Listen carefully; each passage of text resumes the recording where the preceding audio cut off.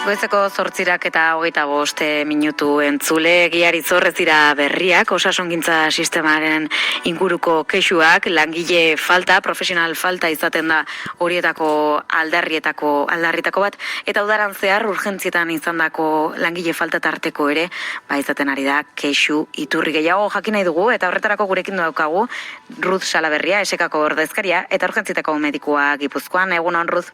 Egunon. Esan dugu, udaran zehar luzatu direla kexu horiek, baina bereziki azkeneko kasua, edo hautsa altxatzeko azken arrazoia, pasaberri dugun zubia izan da. Abuztuaren 15-etik 19 zubian, berriz ere, mediku eta oroar osasun langileen falta salatu duzuelako Osakidetzan. Zein izan da zehazki egoera, konta iguzu? Bai, ala da, udara guztia damakigu izugarrizko mediku faltarekin batez ere, baina profesional guztien falta dugu gaur egun emergentzitan. Urtea daramatzagu emergentzitako langile faltarekin, planifikazio faltarekin, Osakidetzan aldetik ez dugu izan plan estrategikorik, eta orduan gaur egun ondorioiek pairatzen ari gara. Esan bezala uda ondoratu egin gaituzte, udara honetan, egun txanda baino gehiago izan ditugu medikurik gabe.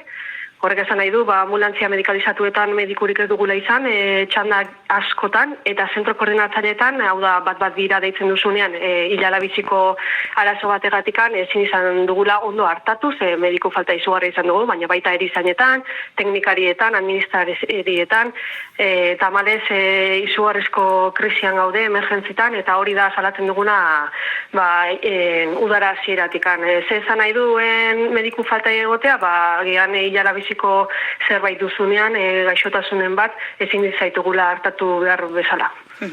Giari zer, asko dira kasuak, azken zubia lekuko, baina tokian toki ere kasu berezi asko mandira, baina jaigiroan gaudenez eta udara horretarako parada izaten denez ere bai, azpimarratu nahiko nuke agian, esanguratsua izan dela Bilboko aste nagusiko kasua bera, jende mordoa pilatzen den unea eta lekua baita.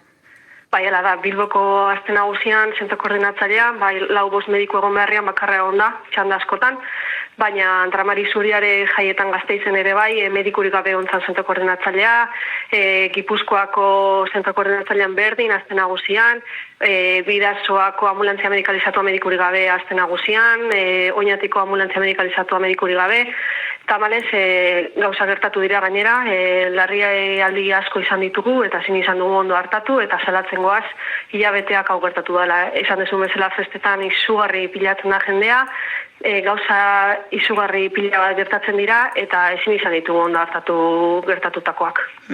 Sindikatuek hau txaltxa dezue, baina ez dakite osasun saietik eta Osakidetzatik erantzunik jaso duzuen. Lehengo astean osasun sailburuak langileekin bilera bat izan zuen, gurekin izan zuen, eta egia esan, elkarrizketa oso esanguratsua izan zen, ze konturatu zen izugarrizko arazoa dagoela emergentzitan, eta pixkat zai gaude hartzen dituen neurriak edo zer egiten dugun hau konpontzeko. Zu, Ruth, urgentzietako medikoa zara, Gipuzko osoan zehar ibiltzen zara. Hori da. Pertsonalki, bizipen pertsonaletatik nola bizitzen ari zara egoera hau?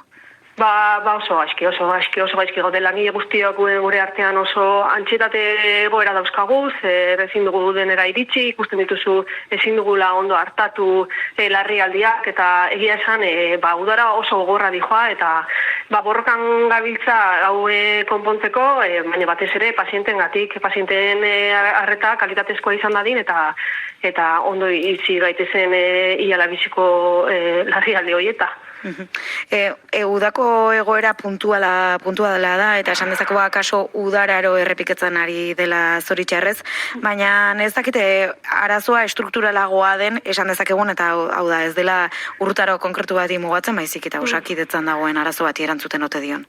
Bai, ala da, arazo estruktural oso sakona daukagu, batez ere emergentzitan, izan daiteke urtea daramatzagula planifikazio gari, geroz eta larrialdi gehiago hartatzen ditugu, baina gure zerbitzua geroz eta txikiagoa da, eta hori ezinezkoa da. Eta esan dizun bezala azkenean arazo estruktural bada, egia da udaran okerrago gaudela, baina irailetik aurrera ere gaixi jarraituko dugu, eta ez dugu ikusten oraingoz, behintzat konponbiderik ez dago.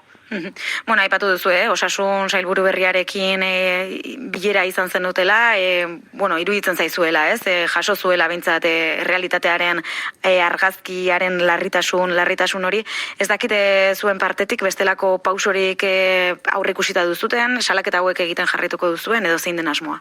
Bai, guk jarraituko dugu salaketak egiten, konponbidea aurkitu arte, ezin dugu premiazkoa den zerbitzu bat horrela izan.